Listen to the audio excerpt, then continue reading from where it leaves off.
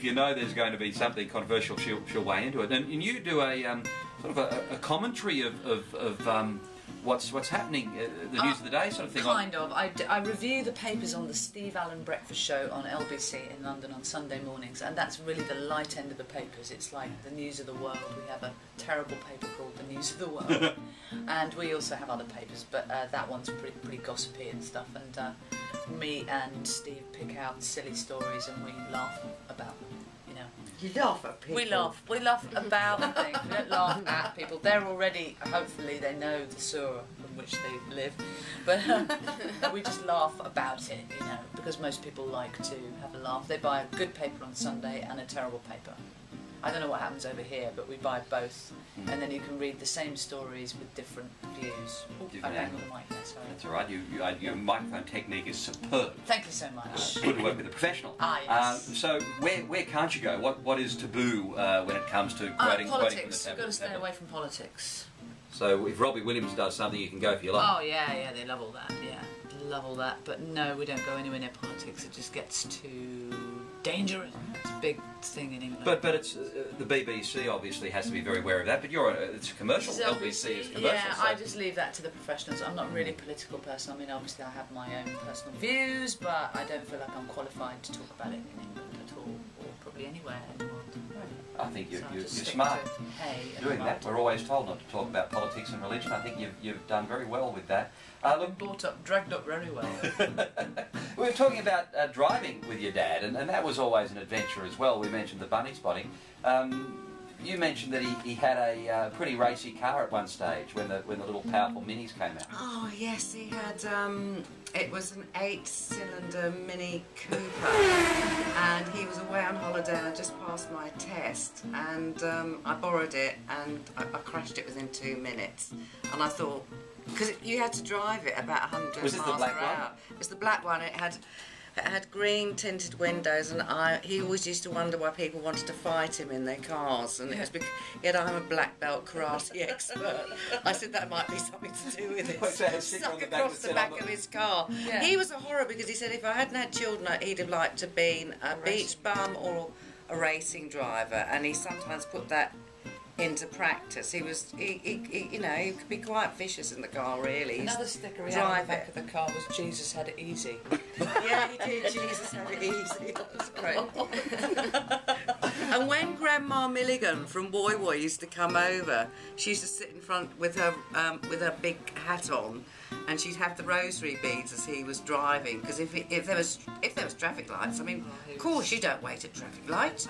You just beat your horn and you mount the pavement and you clear all the pedestrians off. There's poor little Grandma from Woy Woy saying her rosary beads. Teddy, slow down, Teddy. Because his name was Terry, his name was Terry. Right, yeah. Right. And you were saying, Jane, that the military side of his family was never drummed out of him. When he was driving, he used to Well, yeah. Well, no, if he was a passenger. A passenger, right? Yeah, he was very funny as a passenger, and he used to sit there and do a bit of a commentary. He's a bit of a control freak as a driver, so as a passenger he was. He's an Aries. Yeah, I remember him saying once. My stepmom was driving the car. We were driving very fast towards some traffic lights, and he was just saying quietly, "Stop at the red lights. It's all the rage."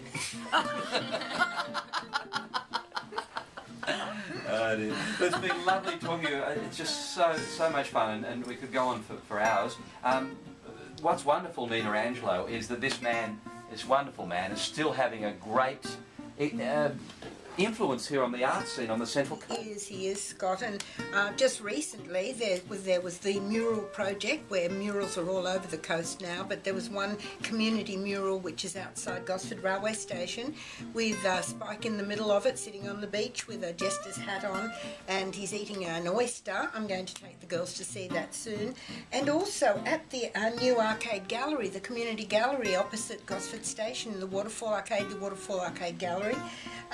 There was an artwork there by a young graffiti artist, and his tag name was Vision, and it actually had Spike's picture on it. It's all done in aerosol, It's quite big, had Spike's picture on it and Goon and Vision on it. And so Laura's bought it. And Yes, so she's going to take it back. So that's a contemporary young man. So wherever I look, and then I just showed the girl the bridge, the walk bridge from Woi Woi. So look, Spike lives on.